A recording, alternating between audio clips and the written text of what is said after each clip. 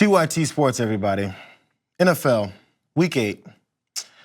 Maybe you weren't focusing on this game, not you specifically, but you all out there, focusing specifically on this game. But I was to a degree because I wanted to, as we made our picks, I didn't have much faith in the Bengals. They're back and forth. I'm like, the Bengals could look good and they have these opportunities, but honestly, they don't show up.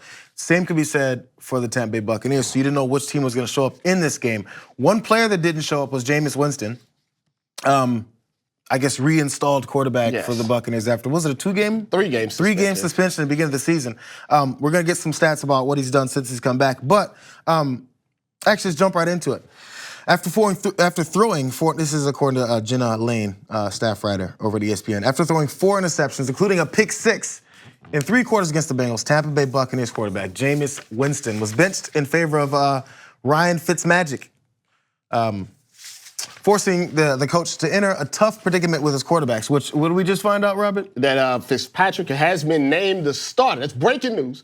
Named the starter for the Bucks. I don't know for how long, but at least for next week. I think we can tell from that point. Continuing on, also on Twitter from Trey Wingo, Jameis Winston has played 48 games in his NFL career. He's thrown 50 interceptions and fumbled 21 times. Over 48 games, 71 turnovers that transitions to, for people who don't know the math.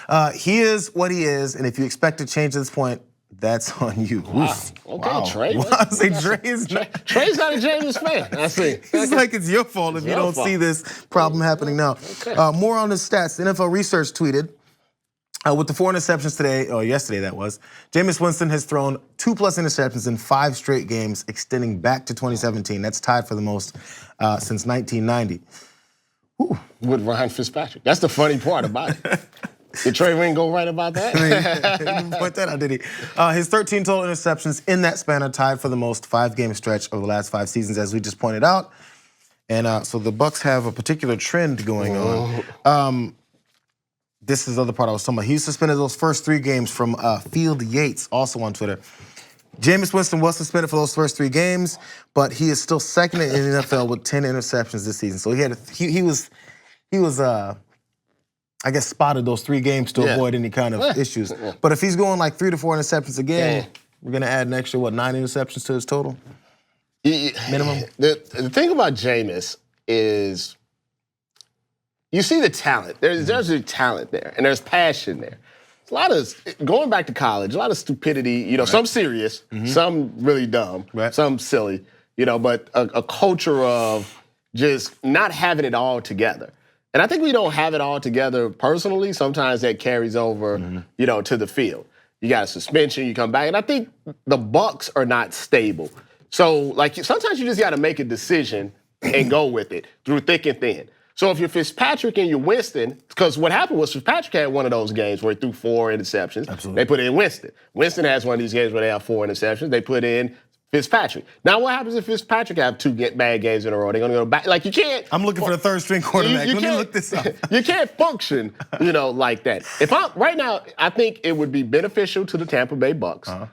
Because I go by the theory, I forget which coach said it. I think it was Parcells. If you got 2 quarterbacks, you don't have any. So I believe that they should look into trading Jameis or Fitzpatrick. They got to get one of them out of there. That way, when the other has a bad game, everyone is not going to be looking over their shoulder. And Jameis is young enough that I think if you're a Jacksonville Jaguars, you're a New York Giants, if you're one of these teams that, you don't have a rookie quarterback, you have a situation where you could think you could be okay going forward, and your season, maybe Denver Broncos. Do you look at Jameis? Do you trust him, though? You personally, do you trust him on another team? I've never actually, what's your NFL team? Who do you follow the least closest? I'm not sure if you really have one. Not really. Maybe the Cowboys, because they're funny to me. But it's not that I don't trust Jameis, honestly, but I do know he's better. What's the guy that's starting for the Bills? They got, Anderson? They got Nate Peterman. They took out the new kid. The Peterman came in, but then Allen is hurt. They got Josh Allen, Nate Peterman, and Derek Anderson. Jameis is better than all 3 of them. He's better than the guys in Denver. The one guy they cut because, he was walking into people's houses and getting hit with vacuum cleaners. He was supposed to be the future. So, honestly, these NFL evaluators, I'm a little, concerned about. But there are, and he's better than Blake Bortles. You know, he might get you 4 interceptions, but he also get you 4 TDs. All Blake Bortles gonna get you is the 4 INTs. He likes to even it out at least. Yeah. Ryan Griffin is the third string Sound quarterback. Ryan Griffin is. He's that's not 5 years experience in the NFL. He's 28 years old out of Tulane, 6'5", 210. Hey, 5 years of doing what? Backing up. That's what I'm saying. That's a great job. I wish my shoulder wasn't as bad, and I would have been a backup quarterback for like the two best positions in the NFL. Let me tell you, a punter and backup quarterback. And punter's number one because no one ever says, that was a bad punt. That's why we lost the game.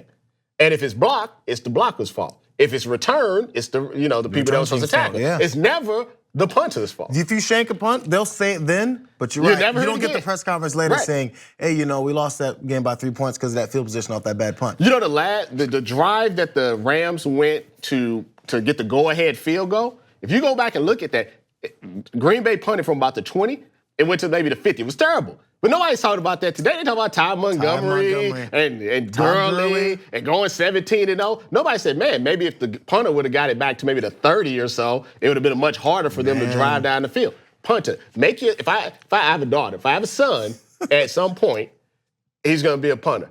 And that's what I'm going to retire off of. The only thing I worry about with punters, every time I've seen it, was which is why they implemented rules for it. There's a very vulnerable position you're in when you've extended your leg. Seen your leg up there. And you've got the one on the ground. If someone comes in flying, that knee is so far backwards. But of course, there's many ways you can tear your knee up in football. Went on a punter rant. I'm sorry about that. Continue. But it's true. No, it's okay. Continue. Also, a little bit more on potentially the next starting quarterback. Ryan Griffin, the next starting quarterback for the Buccaneers. He started with the Saints. 2 years there. Then he went to the Buccaneers past 3 years. Just hanging out. Maybe he should get a shot. 4th year with the Buccaneers. For all I know, he may be good. Then these guys say, look, sometimes your quarterback just needs to not lose you the game. Because if that game against the Bengals, they were in the game right to the end, even though with the 4 interceptions. Sometimes, your quarterback got to make some plays, but I think more importantly, just don't make bad plays all the time. But if I'm a team and I need a quarterback and someone that needs I think Jameis needs a very fresh start. There's one more aspect of this because there was, as we saw, Trey Wingo and the rest of them are jumping on Jameis Winston for good reason for his performance on the field. There was parts about this of the next two graphics guys. The second one of these two, from Brett Sobieski, staff writer for Bleacher Report. He said Winston left the Seminoles program. He talked about his chance there as an elite prospect with character red flags. We know about this. The most serious of which was the rape allegation. While he served a 3-game suspension for alleged sexual assault, also the Uber situation, to start this season, his on-field performance has created cause for concern as well. Okay, so he talked about the rape allegation, the sexual assault charges, and all that's happened to him.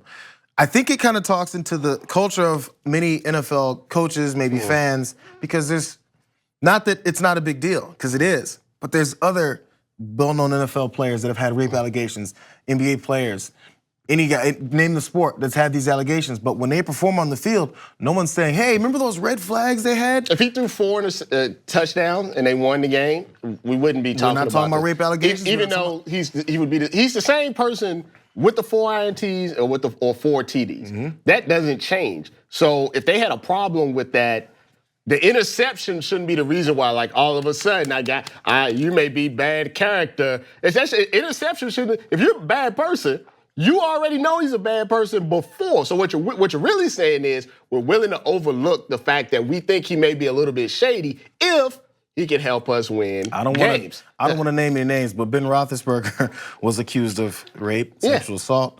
And if he had fell off the map, like when that happened, if he came back and threw 30 interceptions, that's the first they would always bring it up. But because he's fairly, or if he never won those Super Bowls. He never won the Super Bowls, right? So in the end, if you perform well, they'll push everything to the back. They'll be like, those Jameis Winston issues that he had in college are no longer existent. They never happened. The Uber thing, oh man, it's okay. That's okay. We're winning now. Yeah. I'm just saying, I hate to bring that up, but that's what we got. That's what we're dealing with. So Jameis Winston, do you want him on your team? How much are you trading to get him? You guys let us know in the comments section. Like and subscribe. I want some crab legs now. Do you guys want full TYT episodes? Yeah! So download YouTube TV and get a 7-day free week trial.